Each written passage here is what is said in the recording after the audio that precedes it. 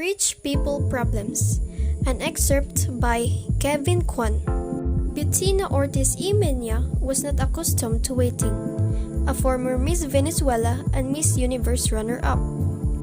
She is now the wife of Miami Auto Parts tycoon Herman Ortiz y Mena. At every restaurant, she chose to grace with her presence. She was always greeted with reverence and whisked to the exact table she desired. Today, she wanted the corner table on the terrace at Sip Sip, her favorite lunch spot on Harbor Island. She wanted to sit on one of the comfy orange chairs and stare out at the gently lapping turquoise waters while eating her kale Caesar salad. But there was a large noisy group taking up the entire terrace, and they didn't seem in a much hurry to leave. Bettina fumed as she glared at the tourists happily savoring their lunch in the sun. Look how tacky they were. The woman, overly tanned, wrinkled and saggy, none of them properly lifted or botoxed. And the men were even worse, all dressed in all rumpled shirts and shorts, wearing those cheap straw hats sold at the trinket shop on Dunmore Street. Why did such people have to come here?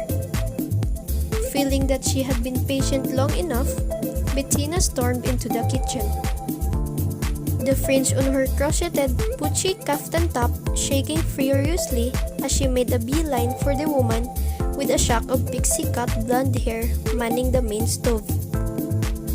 Julie honey, what's the dealio? I've waited more than 15 minutes for my table. Sorry Bettina, it's been one of those days. The party of 12 on the terrace showed up first just before you did. But the terrace is your prime spot. Why on earth did you let those tourists take up all that space? Well, the tourist in the red fishing cap is the Duke of Glencora. His party just boated over from Windermere. That's his royal hoistman you see moored off the coast. Isn't it the most handsome sailboat you've ever seen? I'm not impressed by big boats. Bettina huffed. Although secretly, she was rather impressed by people with big title. From the kitchen window, she surveyed the party assembled on the terrace with a new eyes. These aristo-British types were such a strange breed. Sure, they had their Savile Row suits and their heirloom tiaras, but when they traveled, they looked so painfully frumpy. It was only then that Bettina noticed three tan, well-built men in fitted white t-shirts and black Kevlar pants sitting at the adjacent table. The guys weren't eating, but sat watchfully, sipping glasses of seltzer water. I assume that's the Duke's security detail? They couldn't be more obvious. Don't they know that we're all billionaires here on Breland? And this isn't how we roll?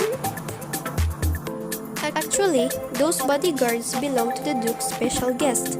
They did a whole sweep of the restaurant before the party arrived.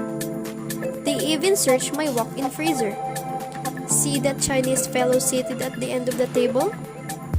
Bettina squinted through her Dior XT sunglasses at the portly balding 70-something Asian man dressed in a nondescript white short-sleeved golf shirt and gray trousers. Oh, I didn't even notice him.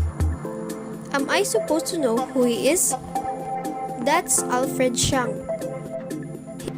He looks like their chauffeur. Doesn't he look like that guy that used to drive Jane Wyman around in Falcon Crest? From what I hear, that chauffeur is the most powerful man in Asia. What's his name again?